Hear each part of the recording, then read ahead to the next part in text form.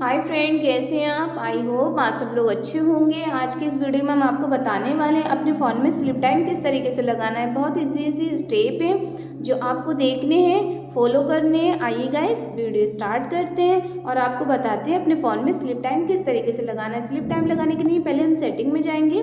Setting में जाने के बाद हमें काफ़ी सारे ऑप्शन देखने को मिलेंगे। तो हमें एक ऑप्शन देखने को मिलेगा डिस्प्ले। हम डिस्प्ले पे क्लिक करेंगे। क्लिक करने के बाद हमें काफ़ी सारे ऑप्शन देखने को मिलेंगे। तो हमें एक ऑप्शन देखने को मिलेगा ऑटो स्क्रीन ऑफ। इस तरीके से इस पर क्लिक करेंगे।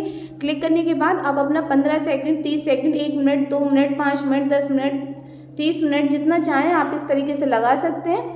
जितना भी आप चाहें उतना लगा लेंगे आप इस तरीके से।